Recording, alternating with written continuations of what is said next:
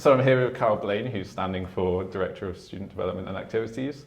Kyle, in your manifesto, you say that you want an awareness campaign for HLMs, so honorary life memberships of the union. Yeah. After the debacle of that union, do you not worry that this is just going to look as if it's self-serving and a waste of money? No, absolutely not. The reason that I want an awareness campaign with HLMs is to show the good things that people have done in order to deserve their HLMs. So this is people-based, this isn't institution-based. The That's Union campaign was looking at the union and what happens in it and just telling people almost arbitrarily what was going on in the union.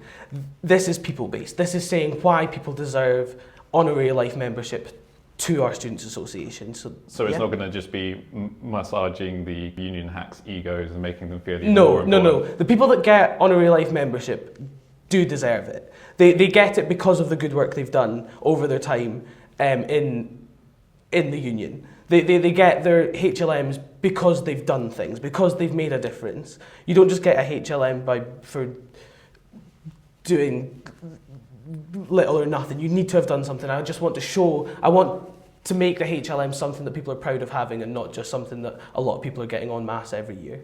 It's something that people have deserved, and make sure that HLMs stay as something that people have deserved. So you also promise that student activities will never lose out to commercial activities. What do you mean by this, and where do you see that threat coming in?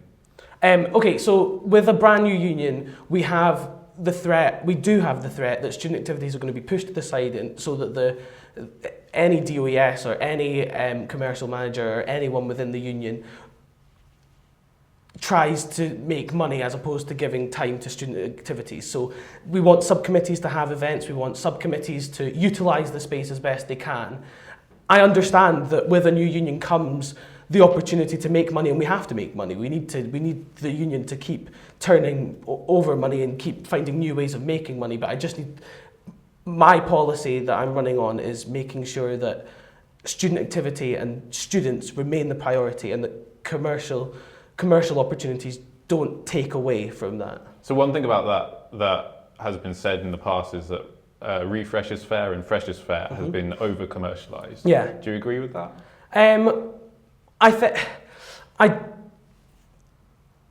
I don't disagree with it. Okay? So do you agree with it? No. I want the priority is students. So in the Refreshers Fair and the Freshers Fair, I want to make sure that any society that submits an application form on time for space will get it. I don't think that's ever been a problem before, but I want to make it's going to be absolutely certain this year, when we've got as much space as we do, that our student activities get the space in the fairs. If there's then room, we'll look at commercial opportunities, but the priority has to be on our student activity. That's the premise for my entire manifesto and everything I'm running on, is making sure that students and student activities remain the priority in what we're doing in the union and with the fully redeveloped union. So commercial opportunities, they may pop up, they may become available in the Freshers Fair and Refreshers Fair, but they will become second to student activities and what students do within the building.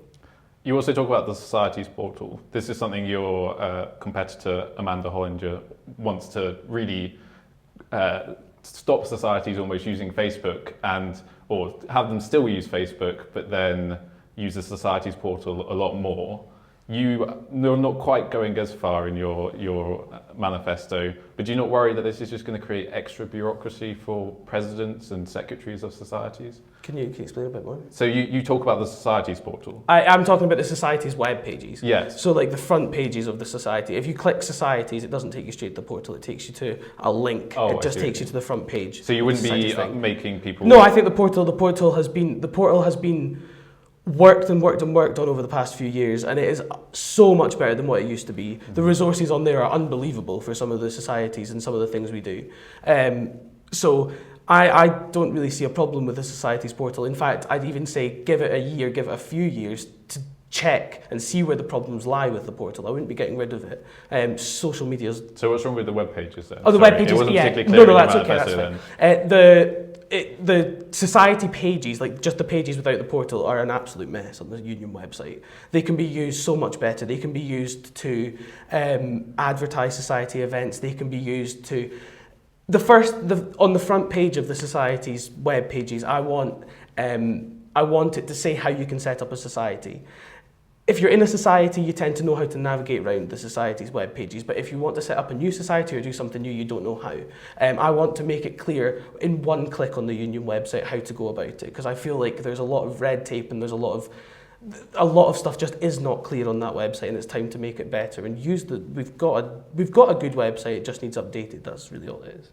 So talking about your manifesto more, it's a very long manifesto, it's about 3 pages, and you have quite a lot of that's devoted to talking about problems with the buyer. Do you want to explain those and what you're going to do about them? Yeah, so I've spoken to Faye, and I've spoken to Ben, the Mermaids president, and I've spoken to Emily from On the Rocks, and they all agree that with this year being almost a trial year for the new setup of the buyer, there have been teething problems, and I see that it will be the DoSDA's job next year to make sure that the teething problems remain they remain teething problems and we move on from them and we make the changes.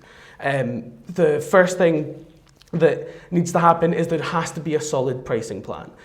The buyer advisory board is meeting in, I think, a few weeks' time, and a pricing plan is on the agenda. What happens with that, we'll wait and see, but something has to be done in the buyer, because at the minute there's hidden costs getting thrown about, there's random prices for every different show. That can't happen. In order for student activities to work the way they do, and in order for students to get the most out of this absolute asset that is the buyer, they need to know how much stuff's going to cost. So my primary policy with the buyer is making sure that we get some solid pricing structure in. Faye may be able to do that in the time that she's got left, and if she doesn't, I will absolutely be advocating that it happens. On top of that, students, it's almost like the union, students have to have some kind of, they can't be moved because of commercial opportunities within the buyer.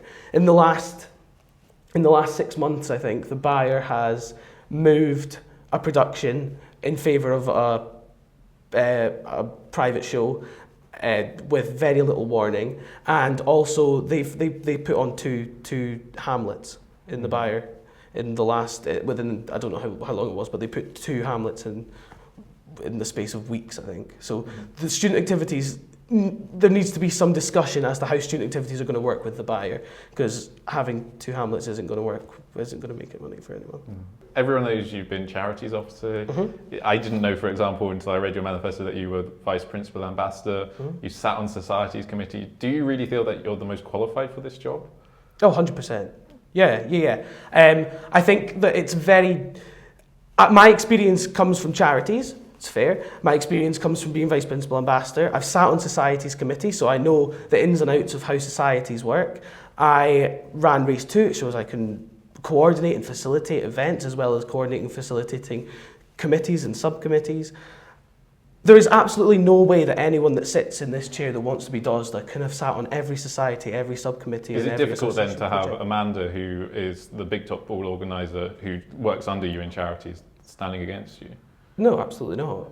Anyone that's done student activity has the right to sit where try to run for Director of Student Development Activities. I feel that my experience is harnessed in lots of different areas, and I've done a lot of things within student activities, and as a result I feel like I'm the best candidate for the job.